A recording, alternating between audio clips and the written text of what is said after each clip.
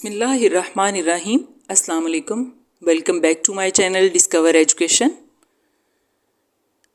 آج آپ کا لیسن نمبر 5 پرستان کی شہزادی کے سیاق و سباق کے متعلق میں آپ کے ساتھ کچھ چیزیں شیئر کروں گی۔ پرستان کی شہزادی جس کے مصنف ہیں اشرف صبوحی۔ تو آئیے چلتے ہیں آج کے لیسن کی طرف۔ دیکھیے آپ کے سامنے پرستان کی شہزادی کا وہ پیراگراف جس کی میں آپ کو آج حوالہ متن اور سیاق و سباق بس سمجھاؤں گی۔ یہ عبارت جو ہے وہ پرستان کی شہزادی سے لی گئی ہے۔ اس کی کارسازی کے قربان صدقے مشکل کشا کے عقل نے ایسا کام دیا اور پہلے ہی جوڑے میں واہ واہ ہو گئی۔ شہزادی کا چہرہ بھی خوشی کے مارے پھولوں کی طرح کھل گیا۔ اب کیا تھا، میرے ہاتھ پاؤں میں گھوڑے لگ گئے، دنوں کا کام گھڑیوں میں ہونے لگا۔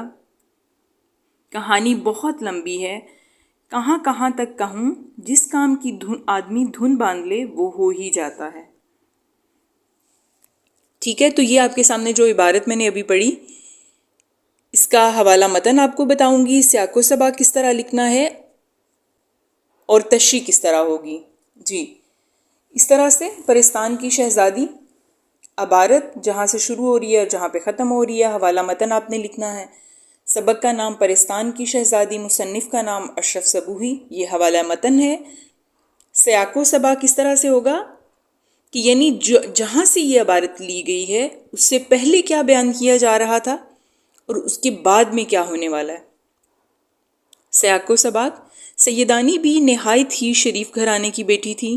مرہٹہ گردی میں ان کا خاندان تباہ ہو گیا تھا۔ جوانی میں ہی بیوہ ہو گئیں تو مغلانی کا پیشہ اختیار کر لیا۔ بڑھاپے میں میر صاحب کی بیوی نے ترس کھا کر انہیں پاس رکھ لیا۔ سیدانی بی نے میر صاحب کی بیوی کو بتایا کہ پہلی مرتبہ پرستان کے بادشاہ کا آدمی انہیں شہزادی کا جہیز ٹانکنے کے لیے لے گیا تھا۔ راستے میں جب یہ راز کھلا کہ وہ پرستان جا رہی ہیں تو وہ بہت ڈریں، مگر مجبور تھیں۔ حوصلہ کر کے اللہ کو یاد کرتے ہوئے چلی گئیں۔ پرستان میں بھی ان کی بہت پذیرائی ملی اور ان کی خوب آؤ بھگت ہوئی۔ تو تشریح اس طرح سے ہوگی۔ تشریح طلب عبارت میں بتایا گیا ہے کہ جب سیدانی بی نے شہزادی کے کپڑے سیے تو اتنے اچھے سیے کہ پہلے جوڑے کو دیکھتے ہی سب نے بہت پسندیدگی کا اظہار کیا۔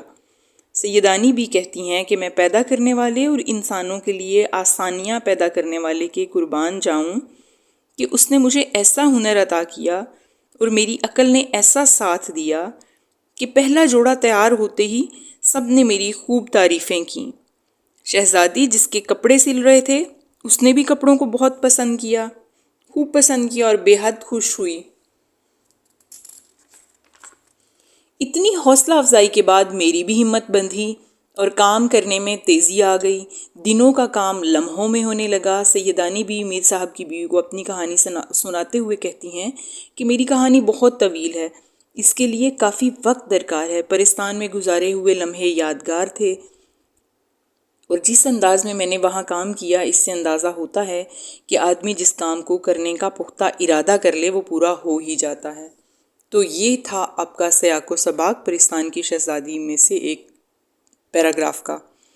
مجھے امید ہے کہ آپ اسے اچھی طرح سے سمجھیں گے اور نوٹ بک میں بھی تحریر کر سکتے ہیں۔ آپ اس کو سمجھ کر اچھی طرح سے جو ہے وہ لرن بھی کر سکتے ہیں۔ بہت شکریہ، اللہ حافظ۔